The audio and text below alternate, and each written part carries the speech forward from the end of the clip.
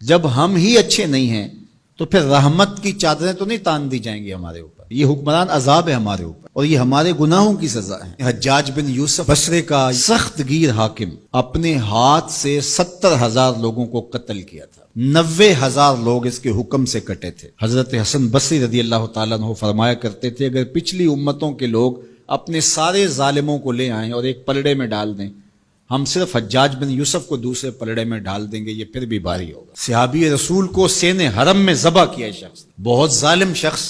تو کسی نے جرت کی، جرت کرنے والے ہر دور میں ہوتے ہیں، اور کہا کہ تو نے حضرت عمر کا زمانہ دیکھا ہوا ہے، اگر تو بچہ تھا اس وقت، ان جیسا انداز حکمرانی کیوں اختیار نہیں کرتا، اتنا بڑا ظالم کیوں ہو گیا تو حجاج بن یوسف نے جو جواب دیا وہ 2 لفظوں میں تھا. اس نے کہا تبازروا اتعمر لکم، تم ابو ذر بن جاؤ میں عمر بن جاتا ہوں.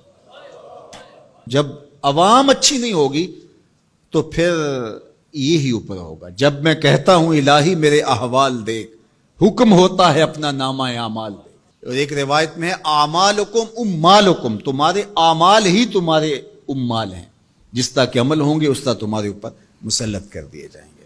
بندہ سمجھتا ہے کہ یہ آ جائے گا تو شاید یہ اچھا ہوگا، یہ آ جائے گا تو شاید یہ اچھا ہوگا.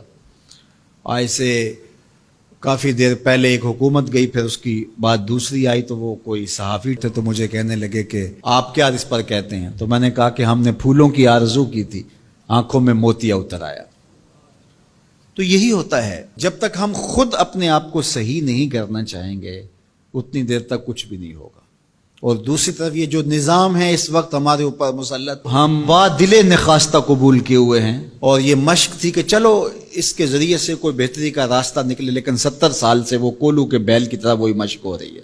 سیاستدانوں کو تو یہ مسئلہ ہے کہ جمہوریت بڑی مقدس ہوتی ہے، ہمیں تو کوئی مسئلہ نہیں ہے کہ ہم اس کے قصیدے پڑھتے پھریں. جمہوریت ہے کیا؟ اقبال نے کہا تھا کہ یہ راز ایک مرد فرنگی نے کیا فاش، ہر چند کے دانا اسے کھولا نہیں کرتے. جمہوریت ایک طرز حکومت ہے جس میں بندوں کو گنا کرتے ہیں، تولا نہیں کرتے. چاہے ایک طرف 100 گدھے ہو جائیں اور دوسری طرف جو ہیں وہ سمجھدار ترین علماء ایک طرف ہوں، تو وہ گدھوں کی بات مانی جائے گی. جمہوریت تو یہی ہے نا. اور ہم صرف ملک کے معاملات کے اندر جمہوریت کی رٹ لگاتے ہیں، باقی معاملات کے اندر ہم نے کبھی جمہوریت نہیں دیکھی. جب بیٹے کا رشتہ کرنے لگتے ہیں تو گھر کے افراد کو بلا کے، رشتہ داروں کو بلا کے ووٹنگ کرواتے ہیں، یا صرف گھر کے 5-4 وہی جو صاحب رائے لوگ ہوتے ہیں وہی بیٹھ کے فیصلہ کرتے ہیں. میں اپنے اس ادارے کے اندر جو فیصلہ کرتا ہوں ووٹنگ تو نہیں کرواتا. آپ اپنی فیکٹری کے اندر جو فیصلے کر رہے ہوتے ہیں تو وہاں ووٹنگ تو نہیں کروا رہے ہوتے لوگوں کو. آپ جو بھی معاملات زندگی کے چلا رہے ہیں، رشتے کرتے ہیں بچوں کے، فیصلے کرتے ہیں، کوئی چیز خریدنی ہے، کوئی چیز بیچنی ہے، اس شعبے کے ماہرین کو بلا کے رائے لیتے ہیں، سمجھدار لوگوں کو بٹھا کر کے. اس وقت آپ کی کچن کیبنٹ بھی ہوتی ہے، سب کچھ ہوتا ہے اس وقت. اور یہ ملک اس قدر بے توقیر ہے کہ یہاں آپ اس شخص کی رائے لے رہے ہو کہ جو بریانی کی پلیٹ کے اوپر بک رہا ہے، اور آپ کہہ رہے ہیں کہ اس ووٹ کو بھی عزت ہونی چاہیے، اس کو بھی وقار ہونا چاہیے. کیا بات ہوئی آپ کی؟ ہماری تقدیر اگر بدل سکتا ہے تو وہ نظام محمد صلی اللہ علیہ وسلم بدل سکتا ہے. نظام خلافت ہماری تقدیر بدل سکتا ہے. ہم مشق کرتے رہیں، جو بھی کرتے رہیں، کچھ نہیں ہونے والا. ماضی میں کتنی حکومتیں آئیں، بدلی، اب ایک حکومت آئی، اب یہ بھی شاید جانے والی ہے، قصہ تمام ہونے والا ہے. پھر اس کے بعد کیا ہوگا؟ یہاں ایجنسیوں کے لوگ بھی موجود ہیں، میں میسج دیتا ہوں کوئی ملک کے اندر سے سنجیدہ لوگوں کو اکٹھا کرے. 22 کروڑ کی عوام میں سے کوئی 100 آدمی بھی نہیں ملے گا جو دیانتدار بھی ہو، خیر خواہ بھی ہو اس ملک کا، اور باصلاحیت بھی ہو. ان لوگوں کو بٹھائیں اور کوئی 10-15 سال کے لیے ان کے سپرد کریں ملک، کوئی معاملے سیدھے کریں. غریب کے لیے تو زندگی اتنی تنگ ہو گئی ہے کہ خودکشی منع ہے شریعت میں، ورنہ لوگ خودکشی کر لیں. یہ حالات اگر یورپ میں ہوں، دیگر ممالک میں ہوں، تو وہ تو اجتماعی خودکشیاں کریں. یا ہمارا مذہب ہمیں روک رہا ہے اور ہم برداشت کر رہے ہیں اور صبر کر رہے ہیں. ہمارے مذہب نے ہمیں صبر کی تلقین کی ہے. ورنہ آپ گھر سے نکلتے ہیں، کوڑے کے ڈھیر پڑے ہوئے ہیں جگہ جگہ. لوگوں کے رویے کتنے کھردرے ہو گئے. رشتہ داریوں کے اندر باہمی الجھنیں، لڑائیاں، شر فساد، ایک دوسرے کی ٹانگیں کھینچنا.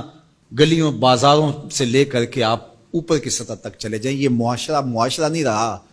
یہ بے ہنگم ہجوم ہے، یہ وحشیوں کا ایک طبیلہ بن گیا ہے. انسانیت نام کی چیزیں تقریباً رخصت ہو چکی ہیں. یہ زندگی گزاری نہیں جا رہی، زندگی گھسیٹی جا رہی ہے. ہم اپنی لاشیں گھسیٹ رہے ہیں.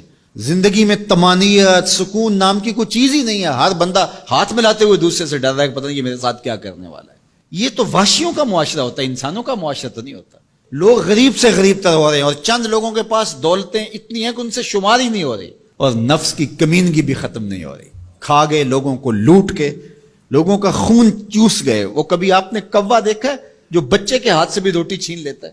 یہ ہمارے جو بچے ابھی پیدا ہونے والے ان سے بھی روٹی چھین چکے ہیں, اور آگے ان کی نسلیں ہماری آنے والی نسلوں کی روٹی چھیننے کی تیاریاں کر رہی ہیں. تو ہمیں اپنے آپ کو صحیح کرنا ہوگا, اور میں مشورہ دیتا ہوں میری یہ باتیں ضرور پہنچائیں کہ خدا را رحم کیجئے. جو اپنے بند کمروں میں بیٹھے انہیں نہیں پتا کہ لوگ کس طرح سسک سسک کے زندگی گزار رہے ہیں, کیا اذیت ناک زندگی ہے لوگوں کی. تو اس لیے خدا را اس ملک پر رحم کھائیں. جن کے پاس قوت نافذہ ہے وہ ضرور اس کو استعمال کریں, اور کوئی ایسا فیصلہ کیجئے کہ جو یہ پج مردہ معاشرہ پھر سے جی اٹھے, اور وہ ایک ہی راستہ ہے, اور وہ راستہ میرے حضور کا دیا ہوا راستہ ہے.